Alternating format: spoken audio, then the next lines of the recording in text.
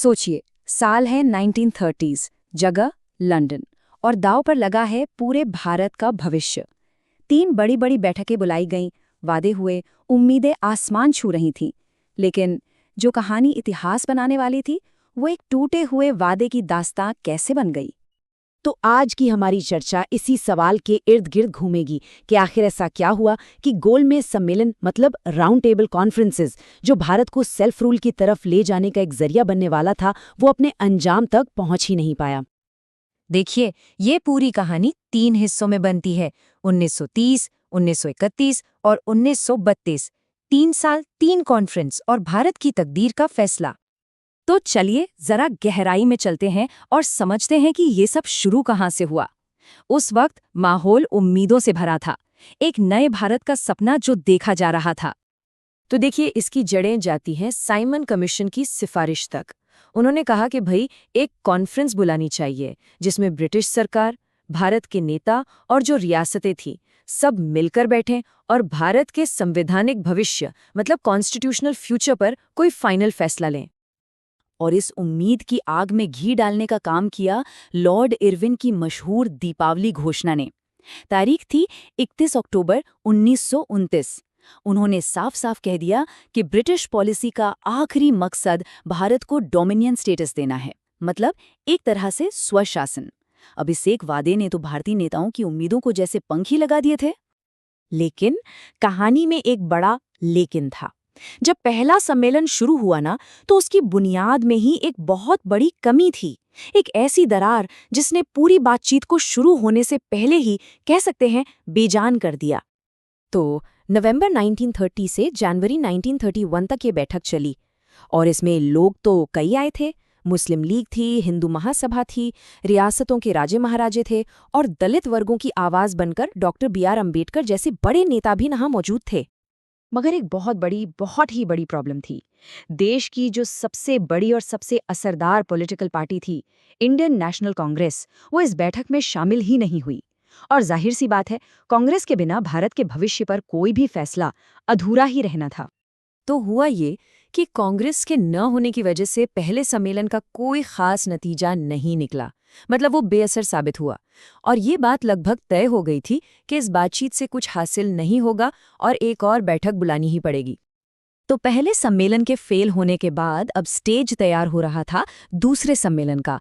इस बार दांव कहीं ज्यादा बड़ा था और एक ऐसी शख्सियत की एंट्री होने वाली थी जिसने पूरी दुनिया का ध्यान लंदन की तरफ खींच लिया। पहले और दूसरे सम्मेलन में सच पूछिए तो जमीन आसमान का फर्क था।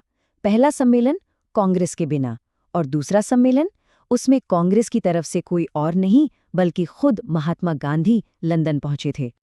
इस बार कुल 112 डेलीगेट्स थे। सोचें, भारत के लगभग सभी बड़े स्टेक होल्डर्स, सभी बड़ी आवाजें एक कमरे में। माहौल ऐसा था कि लग रहा था भाई, इस बार तो कोई ना कोई ठोस नतीजा निकल कर ही रहेगा। लेकिन एक बार फिर जैसे ही बातचीत आगे बढ़ी, सारी उम्मीदें शीशे की तरह चटकने लगीं।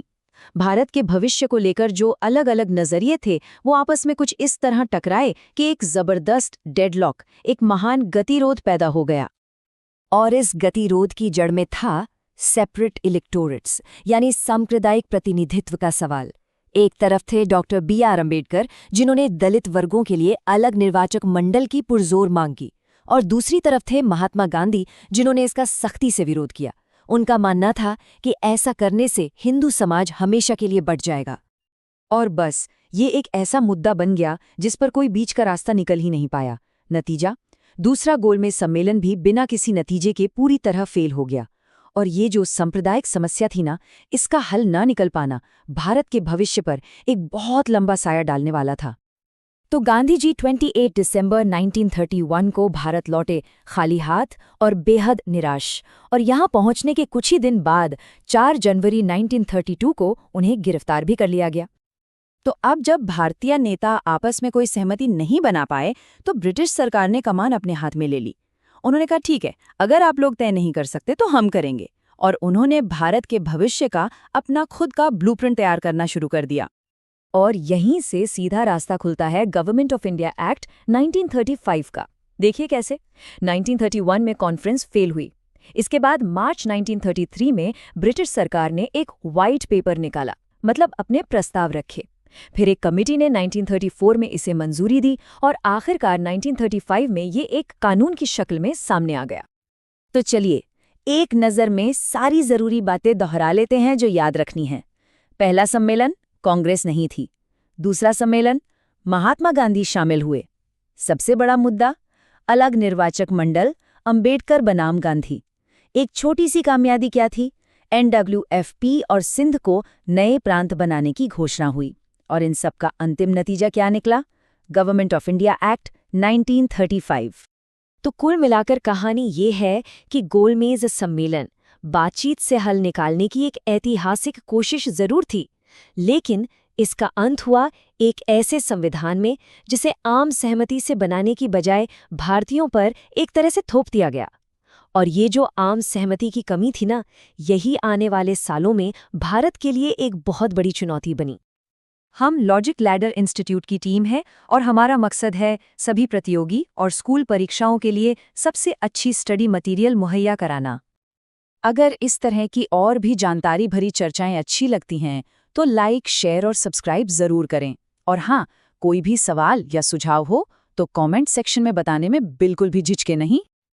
और जाने से पहले एक सवाल छोड़ जाते हैं। जरा सोचिए, अगर उस दिन लंदन में हमारे नेता एक आम सहमति पर पहुंच गए होते तो आज भारत का इतिहास और शायद भूगोल भी कितना अलग होता। इस पर विचार जरूर करिएगा।